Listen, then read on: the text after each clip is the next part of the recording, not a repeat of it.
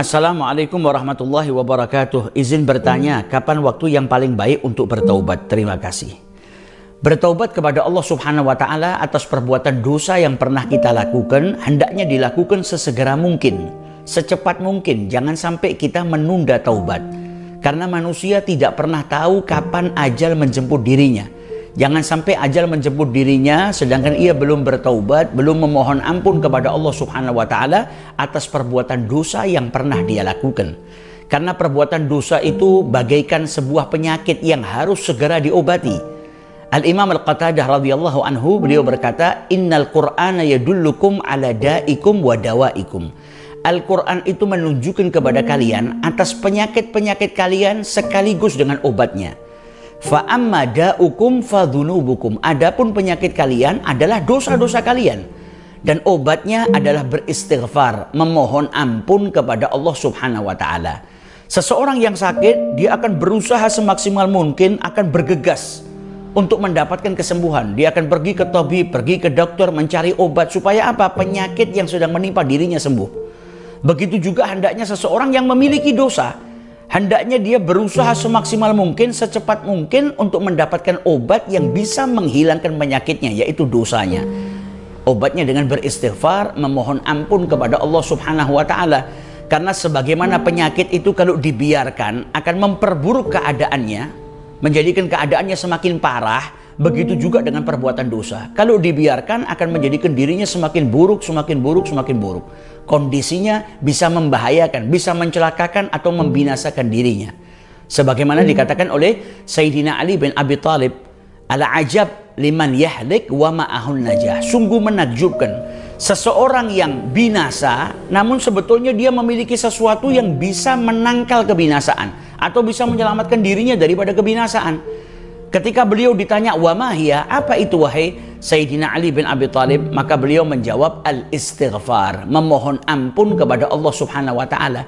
Karena seseorang yang melakukan perbuatan dosa, pada hakikatnya dia sedang membinasakan dirinya. Karena perbuatan dosa itu akan mendatangkan hukuman daripada Allah Subhanahu wa Ta'ala. Hukuman dari Allah itu membinasakan manusia. Namun ia punya penangkal kebinasaan, sesuatu yang bisa menjadikan dirinya tidak binasa, selamat daripada kebinasaan, yaitu al-istighfar, memohon ampun kepada Allah Subhanahu wa Ta'ala. Adapun waktu-waktu yang mulia, yang dimana kita di situ dianjurkan untuk banyak memohon ampun kepada Allah Subhanahu wa Ta'ala, seperti di waktu malam atau di akhir malam. Sebagaimana Allah Subhanahu wa Ta'ala berfirman dalam Al-Quran, "Wa bil ashari hum yastaghfirun." Di akhir malam mereka beristighfar, memohon ampun kepada Allah Subhanahu wa Ta'ala. Dan di sepertiga malam terakhir, di mana Rasul sallallahu alaihi wasallam menjelaskan kepada kita, di waktu itu Allah menyerukan kepada hambanya, apakah ada yang memohon ampun, akan aku ampuni. Apakah ada orang yang mau bertobat, akan aku terima taubatnya. Apakah ada yang memiliki hajat, aku kabulkan hajatnya. Maka di waktu-waktu seperti itu hendaknya kita gunakan untuk memohon ampun kepada Allah Subhanahu wa Ta'ala, bertaubat kepada Allah agar taubat kita diterima oleh Allah Subhanahu wa Ta'ala dan dosa-dosa kita juga diampuni oleh Allah Subhanahu wa Ta'ala. Bahkan para kekasih Allah Subhanahu wa Ta'ala, mereka tidak melewatkan waktu di akhir sepertiga malam kecuali untuk memperbanyak istighfar kepada Allah Subhanahu wa Ta'ala, bertaubat kepada Allah Subhanahu wa Ta'ala. Dan semakin banyak manusia itu bertaubat kepada Allah, memohon ampun kepada Allah Subhanahu wa Ta'ala, akan menjadikan dirinya semakin dicintai oleh Allah Subhanahu wa Ta'ala. Sebagaimana firman Allah Subhanahu wa Ta'ala, "Innallaha yuhibbut tawwabina wa yuhibbul mutatahhirin." Allah itu mencintai orang yang banyak bertaubat kembali kepada Allah Subhanahu wa Ta'ala. Kemudian di sini juga ada yang bertanya, "Assalamualaikum, saya ini orang yang banyak dosa, banyak perbuatan maksiat yang sering saya lakukan, dan saya merasa tidak tenang dengan dosa-dosa yang telah saya lakukan. Apakah jika saya bertaubat, taubat saya akan diterima oleh Allah Subhanahu wa Ta'ala? Karena saya sudah beberapa kali bertaubat, namun tetap mengulangi perbuatan maksiat itu lagi."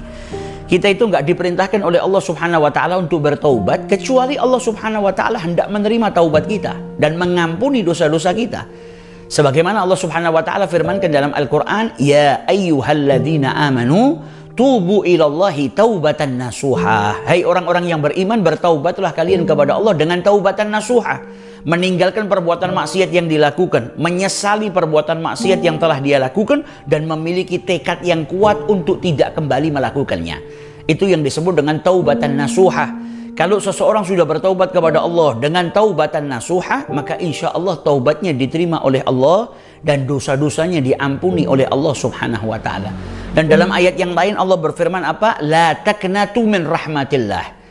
Dalam ayat ini Allah sedang berbicara kepada mereka yang melampaui batas, dosanya banyak perbuatan dosa besar yang dilakukan. Namun Allah Subhanahu wa Ta'ala malah memotivasi mereka. Jangan pernah kalian itu berputus asa akan rahmat Allah Subhanahu wa Ta'ala. Innallaha yaghfirudz dzunuba jami'a. Sesungguhnya Allah Subhanahu wa Ta'ala mengampuni dosa-dosa seluruhnya. Sebesar apapun dosa manusia, sebanyak apapun dosa manusia, kalau dia betul-betul hendak kembali kepada Allah, bertaubat kepada Allah dengan taubatan nasuha, maka insya Allah taubatnya diterima oleh Allah dan dosa-dosanya diampuni oleh Allah Subhanahu wa Ta'ala. Bahkan Nabi SAW dalam hadisnya menjelaskan kepada kita, jikalau ada seorang hamba yang bertaubat kembali kepada Allah Subhanahu wa Ta'ala, maka Allah itu bahagianya melebihi daripada kebahagiaan seseorang yang dia itu sedang berada di tanah kosong yang luas, padang pasir dengan tunggangannya, dan di atas tunggangannya terdapat makanannya, minumannya, bekalnya. Tiba-tiba tunggangannya itu hilang, maka dia merasa putus asa dan kemudian mengira bahwasanya dirinya akan binasa. Karena apa? Tunggangannya hilang, bekalnya pun ada di atas tunggangannya. Sampai akhirnya dia berbaring di bawah pohon dengan keputusasaannya, dan tiba-tiba dia dapati tunggangannya ada di hadapan matanya. Bayangkan bagaimana seseorang yang berada di tengah padang pasir, yang untuk menuju ke suatu desa atau suatu tempat berikutnya membutuhkan perjalanan yang panjang. Dan bekalnya, makanannya, minumannya ada di atas tunggangannya, kemudian tunggangannya hilang. Dia cari kemana-mana tidak dapat. Dan ketika dia berputus asa, ketika dia berbaring, tiba-tiba dia dapati tunggangannya ada di hadapannya, maka pasti orang tersebut bahagia yang luar biasa.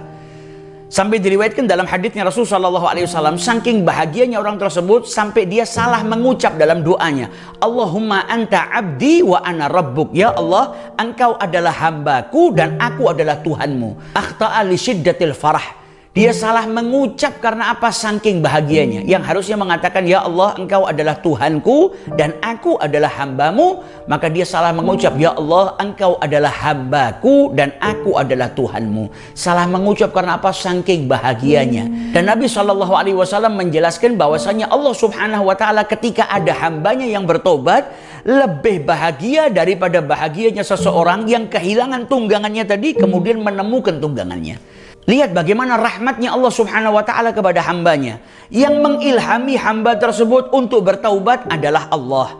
Yang memberikan petunjuk dan hidayah agar orang tersebut bertaubat adalah Allah Subhanahu wa Ta'ala. Ketika orang tersebut bertaubat, taubatnya diterima oleh Allah, dosanya diampuni oleh Allah. Di atas itu Allah bahagia ketika ada hambanya yang kembali bertaubat kepada Allah Subhanahu wa Ta'ala.